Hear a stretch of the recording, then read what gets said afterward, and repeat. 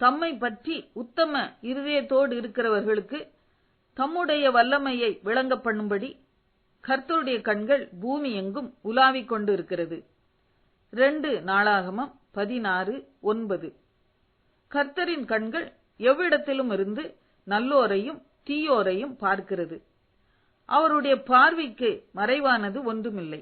அவ்விதமாக பார்க்கிற தேவனுடைய கண்கள் விசேஷித்த விதமாக தம்மை பற்றி உத்தம இருதயத்தோடு இருக்கிறவர்களுக்கு தம்முடைய வல்லமையை விளங்க பண்ணும்படி பூமி எங்கும் உலாவிக் கொண்டிருக்கிறது. இவ்வசனம் நம்மை உற்சாகப்படுத்துகிறதல்லவா?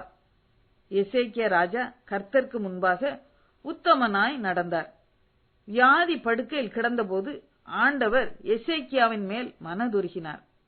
அவர் மரித்து போக ஆண்டவர் விரும்பவில்லை. ஆகவே தீர்க்கதரிசி ஏசாயாவை தம் வார்த்தையோடு அனுப்பி எசேக்கியாவிற்கு ஜெபித்து மரணத்திலிருந்து தப்ப ஒரு தருணம் கொடுத்தார். ஆண்டவர் எதிர்பார்த்தபடியே எசேக்கியா தன் முகத்தை சுவர்புறமாக திருப்பிக் கொண்டு, கர்த்தாவே, நான் உமக்கு முன்பாக உண்மையும் மன உத்தமமாய் நடந்து உமது பார்வைக்கு நலமானதை செய்தேன் என்பதை நினைத்தருளும் என்று விண்ணப்பம் பண்ணி மிகவும் அழுதான்.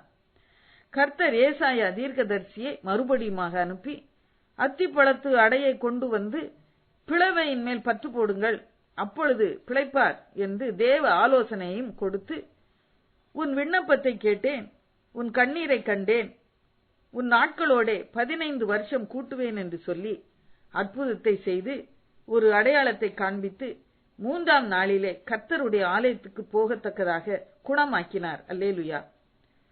உத்தமமான வழியிலே விவேகமாய் நடப்போம். ஆண்டவர் நம்மிடத்தில் வருவார். நம் வீட்டிலே உத்தம இருதயத்தோடு நடந்து கொள்வோம். உத்தமனுக்கு கர்த்தர் துணை. ஜெபம். அப்பா பிதாவே, இந்த உத்தமம் என் இருதயத்தில் இருக்கும்போது உமது வல்லமையை என்னாலே காண முடியுமே.